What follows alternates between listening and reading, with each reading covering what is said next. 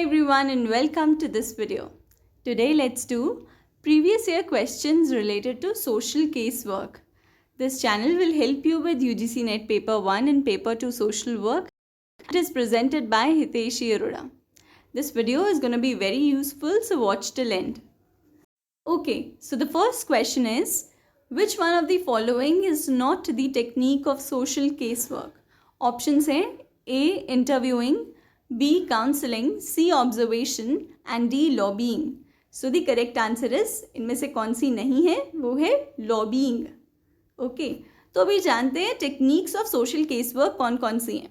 Interviewing, relationship building with the client, empathy, having empathetic feeling towards the client, listening to him, observing, questioning, supporting, educating, explaining, advocating, agreeing, counselling, mobilising and sensitising. ये जो सारी हैं techniques हैं social case work की. अभी lobbying क्या है? Lobbying होता है किसी पॉलिटिशियन, गवर्नमेंट या ऑफिशियल ग्रुप को परस्यूएट करना कि वो एक पर्टिकुलर चीज़ करे. ये पर्टिकुलर चीज़ होनी चाहिए या लॉ में ऐसा कुछ चेंज होना चाहिए. तो this is not the technique of social case work. Next question is, what is social case work? This is the book's name. What is Social Casework is written by, so the options are G.R. Banerjee, option B is H.H. Perlman, option C is Mary Richmond and option D is F. Bestek.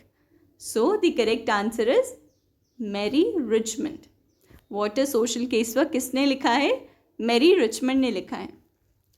Next question, whose definition of social casework has indicated 4 essential components: person, place, problem and process. वो बोलते हैं कि किसकी दी हुई definition में 4 essential components बताए गए हैं जो कि person, place, process और problem हैं.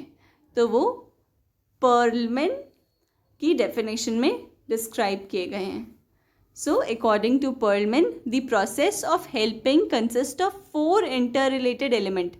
वो कहते हैं किसी को हेल्प करने के लिए 4 इंटर रिलेटेड एलिमेंट्स यूज होते हैं. वो हैं 4 P's. पर्सन, एक पर्सन होता है जिसको कोई प्रॉब्लम होती है, वो एक प्लेस जो कि एक सोशल इंस्टीट्यूशन है वहाँ जाता है, और एक प्रोसेस के थ्रू उसकी प्रॉब्लम को सॉल्व किया जाता है. So person, place, problem and process Perlman ने दिए थे. नेक्स्ट क्वेश्चन है, which of the following is not the principle of social case work? इनमें से कौन सा सोशल केस वर्क का प्रिंसिपल नहीं है?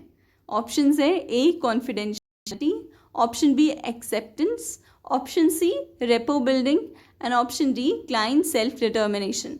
तो ऑप्शन ए कॉन्फिडेंशियलिटी तो है प्रिंसिपल. एक्सेप्टेंस भी है कि हर इंसान को जैसा वो है उसे वैसा एक्सेप्ट करना. रेपो बिल्डिंग देखते हैं, ऑप्शन डी है client self determination. Client self determination क्या कहता है कि जो डिसीजंस हैं वो क्लाइंट के खुद के होने चाहिए. ये नहीं कि जो सोशल वर्कर है वो अपने डिसीजंस क्लाइंट पर थोप रहा है. तो क्लाइंट सेल्फ डिटर्मिनेशन ये कहता है. तो क्लाइंट सेल्फ डिटर्मिनेशन भी प्रिंसिपल है सोशल केस वर्क का. Rapport building social case work का प्रिंसिपल नहीं है. So rapport building is the correct answer. आगे principles of social case work क्या कौन कौन से हैं? प्रिंसिपल ऑफ इंडिविजुअलाइजेशन जो कहता है कि हर बंदा अलग है, हर बंदा डिफरेंट है, उसकी प्रॉब्लम डिफरेंट है, उसकी सिचुएशंस डिफरेंट है. प्रिंसिपल सेकंड कहता है principle of purposeful expression of feelings. अगला है principle of controlled emotional involvement. जो सोशल केस वर्कर है उसको बहुत ज़्यादा इमोशनली इन्वॉल्व नहीं होना. Next is principle of acceptance, जैसा क्लाइंट है उसे वैसा एक्सेप्ट करना. Principle of non judgemental attitude, जज नहीं करना. Next is principle of client self determination जो कि हम समझ चुके हैं क्या होता है. Next is principle of confidentiality, जो बातें क्लाइंट ने आपसे डिस्कस की हैं we can not share with everyone. Okay, unless it is we can share with someone if it is important for the case to solve. अच्छा, तो next question है, functional approach in case work was developed by. तो developed by है तो correct answer है जेसी Taft. अभी याद रखना है कि developed by Jessie Taft and Virginia Robinson, और ये किस पर बेस्ड है? तो and is based on the personality theory of Otto Rank. अगर बेस्ड ऑन आएगा क्वेश्चन में तो ऑटो रैंक आंसर होगा, और अगर डेवलप्ड बाय आएगा तो Jessie Taft and Virginia Robinson answer होगा. इसको बहुत ध्यान से करना. Next question, arrange case work process in order. ये क्वेश्चन बहुत बार पेपर में पूछा गया है, तो अच्छे से आज तो याद कर कर ही जाओ कि हम जनरली कंफ्यूज हो जाते हैं कि स्टडी पहले आता है या इनटेक पहले आता है. तो हमेशा इनटेक पहले आएगा और उसके बाद स्टडी आएगा. Correct answer is B, intake, study, diagnose, treatment, follow up. हमेशा गलती होती है कि हम स्टडी पहले लिख देते हैं, इनटेक बाद में लिख देते हैं. तो आज याद रख लो कि आई एस से पहले आता है. Intake is always before study. तो intake, study, diagnose, treatment, follow up. So question number 7 is social diagnosis is written by. Social diagnosis किसने लिखा है? तो सोशल डायग्नोसिस मेरी रिचमंड ने लिखा है. याद रखना. अगला क्वेश्चन है understanding qualities of each client and using different method towards better adjustment is. वो बोलते हैं कि हर क्लाइंट की क्वालिटीज़ को समझना यूजिंग डिफरेंट मेथड्स, क्योंकि हर बंदा अलग है, इसमें ये कहना चाह रहे हैं. तो इसका प्रिंसिपल कौन सा यूज़ हुआ है? Principle of individualisation. Okay. Next is dash is an ethical obligation of a case worker.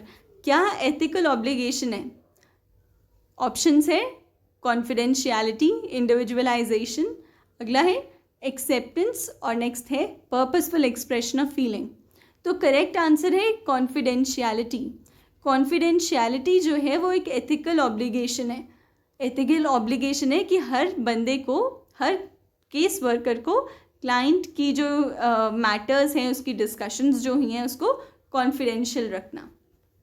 Next है question number 10 is respecting worth and dignity of individual is the casework principle of.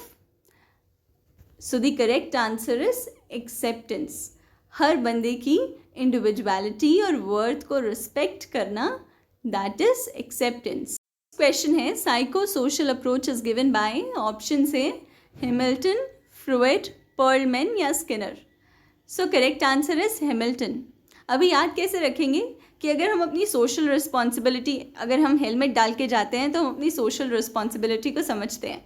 ठीक है, तो psycho social is related to Hamilton, helmet. Okay, इसे याद रखने के लिए कोई ना कोई ट्रिक बनाओ, it will be easy for you.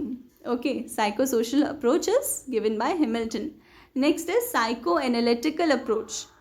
Psycho analytical approach is given by Freud. Freud हर चीज़ को एनालाइज करता था. ठीक है, psychoanalytical approach is given by Freud. Next question is problem solving approach is propounded by. अभी मैंने किस तरह इसको याद रखा है? प्रॉब्लम सॉल्विंग हर बार पर्लमैन से रिलेटेड है. जहाँ पे भी प्रॉब्लम सॉल्विंग अप्रोच है या problem solving is given bye, it's given by Perlman, PP. Okay, problem solving Perlman, हमेशा प्रॉब्लम सॉल्विंग पर्लमैन से रिलेटेड है. Next question, behavior modification theory was propounded by. behavior modification, Skinner. Okay, behavior modification theory is propounded by Skinner, right? next is family counseling is. जो family counseling है वो macro practice है या Mizo practice है या micro practice है या सभी है, ऑल ऑफ द अबव है. तो याद रखना है जो फैमिली काउंसलिंग है वो माइक्रो सोशल वर्क प्रैक्टिस है. हम जनरली फैमिली थोड़ा बिगर यूनिट समझ लेते हैं और मीज़ो क्लिक कर देते हैं, पर it's a micro social work practice. याद रखना. So that's it. Thank you so much. If you find this video of some value, please like this video, subscribe to the channel and put comment of how do you find this video and what else you want me to make video on. I'll be putting a link to our Telegram channel of both social work as well as paper 1.